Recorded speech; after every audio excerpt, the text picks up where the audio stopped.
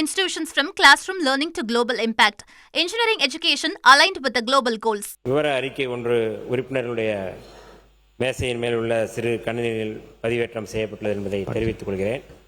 ஆனாலும் அது குறித்த கூடுதல் அறிக்கையை நான் படிக்க விரும்புகின்றேன். பழனி தொகுதி ஆயக்குடி பேரூராட்சியில் உள்ள அரசு மாணவியர் விடுதிக்கு புதிய கட்டிடம் கட்டித்தர நமது சட்டமன்ற உறுப்பினர் ரவி மனோகரன் அவர்கள் கோரிக்கை வைத்திருக்கிறார்கள். கடந்த 17/2/2021 முதல் மாணவியர் பயன்பாட்டுக்கு கொண்டு வரப்பட்டது அந்த கட்டிடம். மேற்படி விடுதியானது பழுதடைந்ததை தொடர்ந்து மாணவியர்களின் கல்வி நலன் கருதி சிவகிரிப்பட்டி கிராமம் திருவள்ளுவர் நகரில் கடந்த 2024 செப்டம்பர் முதல் அனைத்து வசதிகளுடன் கூடிய வாடகை கட்டிடத்தில் 30 மாணவியருடன் விடுதி செயல்பட்டு வருகிறது.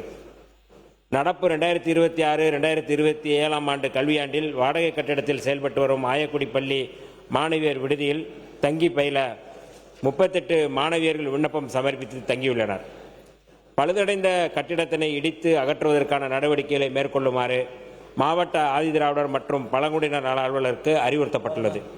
இந்த நிதியாண்டில் 50 மாணவியர்கள் தங்கும் வகையில் 3,70,00,000 மதிப்பீட்டில் விடுதி கட்டித்தர கோரி மாவட்டத்திலிருந்து முன்மொழிவு பெறப்பட்டுள்ளது.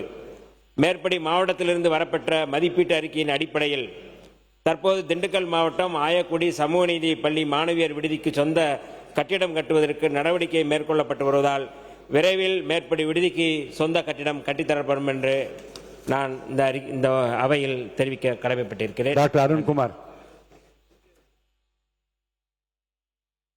மாண்புமிகு பேரவைத் தலைவர் அவர்களே, 20 நாட்கள் முன்பு ஒரு 2 வயது குழந்தையின் தாயார் என்னிடம் வந்து AML நோயால் பாதிக்கப்பட்ட அந்த குழந்தைக்கு சிகிச்சை அளிக்க உதவுமாறு கேட்டுக்கொண்டார்.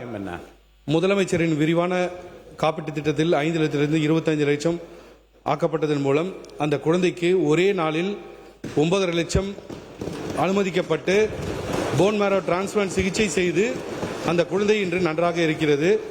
அந்த குழந்தையின் தாயார் திருவள்ளூர் தொகுதியில் உள்ள அந்த குழந்தையின் தாயார் கண்ணீரோடு நம்ம முதலமைச்சருக்கு நன்றி தெரிவித்தார். நம்ம முதலமைச்சருக்கு. Saram institutions from classroom learning to global impact. Engineering education aligned with the global goals.